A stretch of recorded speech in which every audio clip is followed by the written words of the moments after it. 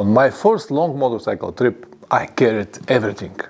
Over time, some things quietly disappear from my luggage. Not because they are useless, but because I learned that I don't need them anymore. In this video, I'm gonna tell you what they are.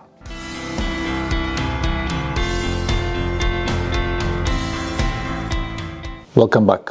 Outside is minus 12. Here in the garage is plus 1 degree. Even though the heater works from 15 minutes, it is still cold. It's alright here, but it's very cold there, and especially cold in another room. But I still want to make this video. When I started traveling by motorcycle, I always felt that I was forgetting something. I might need this or that. The feeling was always in the back of my mind, and I cannot get rid of it. As a result, on one of my first long trips, I was carrying a lot of luggage. I never weighed it, but it was probably around 50 kilos. If I include the extra 5 liters of water and 5 liters of petrol, the total weight was close to 60 kilos. This made a massive difference how the bike handled with or without any luggage. Back then, I didn't think about it seriously, until I faced some very challenging terrain later on that trip. The first time was riding through the deep sand in Karakum Desert in Turkmenistan.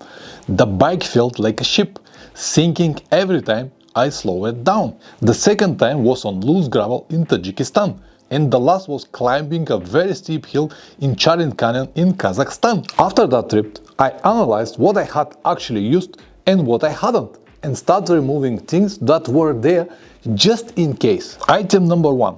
Cooking set. This was the first item that I removed from my luggage. A small petrol stove, a pot, a metal cup, a spoon and fork.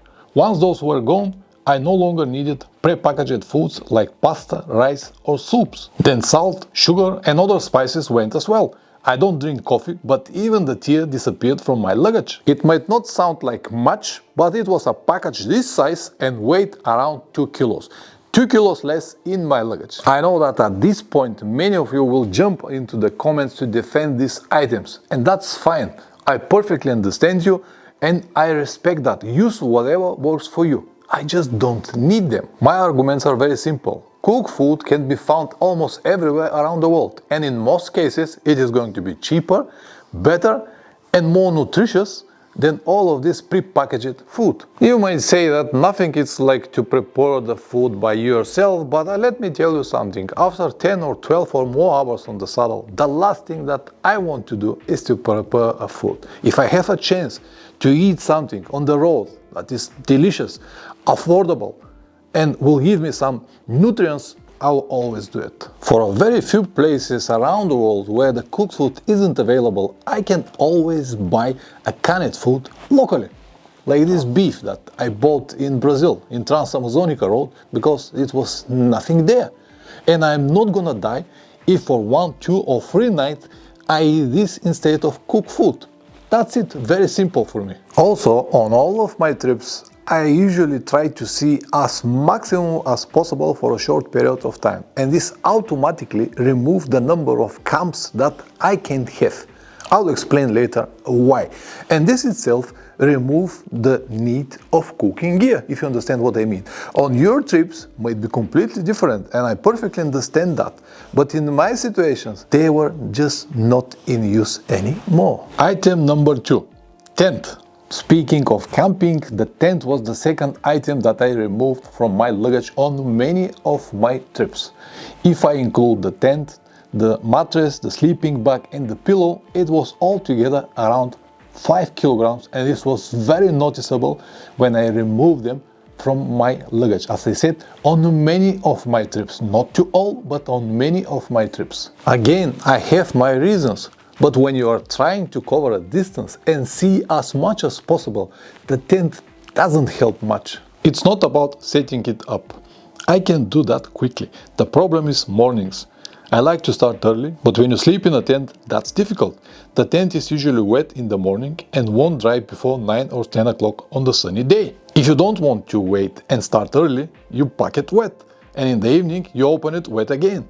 If it rains for days, the problem only gets worse. Now some of you might say, yeah, Pavlin, but the tent is for emergency in the case you cannot find hotel or place to sleep.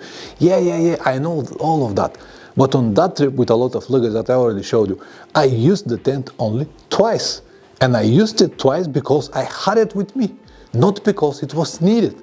On the next trip was exactly the same situation. And the trip after that, I never used it at all. Carried it for 20,000 kilometers, 5 kilos in my luggage, and never use it. Not even once. That's why now I decide before every trip whether I will need the tent or not.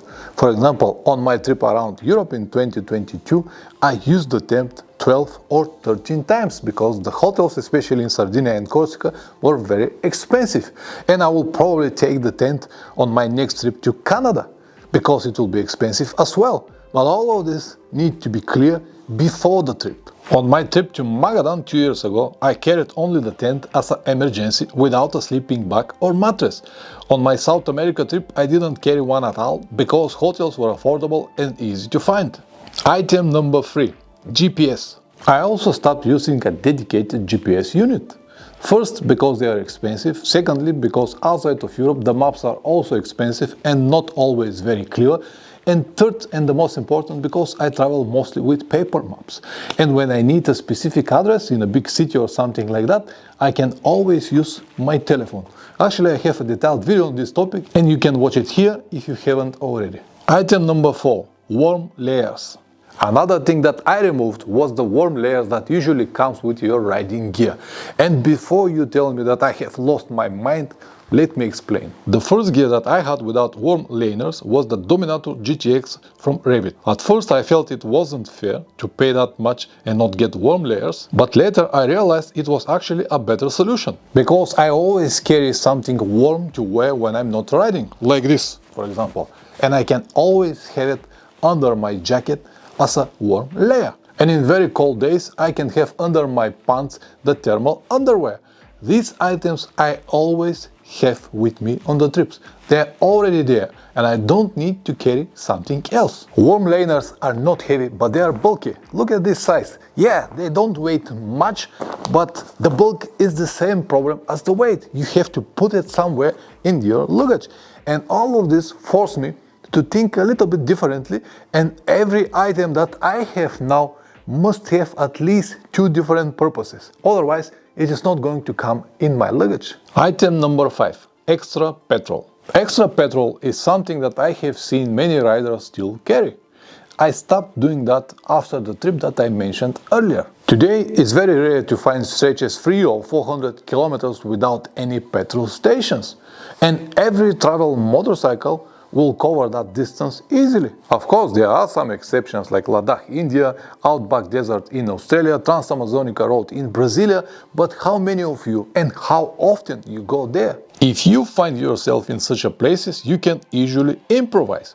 I have done it many times. And just because there is no gas station doesn't mean you can't find petrol. Item number 6. Laptop. A computer is something that I stopped carrying a long time ago. Even if you have very small laptop this size, it will need a pack to protect it. It will be the cable, the charger, maybe a few more accessories, and you will finish with at least 3 kilos. I don't edit videos while I travel. I don't do anything on the computer. And for checking web or upload some videos straight from the camera, my telephone is perfectly fine. If your situation is different, I perfectly understand you. If you need to work while you travel, I also understand you. But for anything else, computer is dead weight in your luggage. There are many other small items that I no longer carry with me, but they are not that significant and they don't make any difference in their own. The things that I told you removed around 15 kilograms from my luggage. If it doesn't sound like much to you, fine. But as I have said many times, the weight always matters. Let me know in the comments below what you stopped carrying.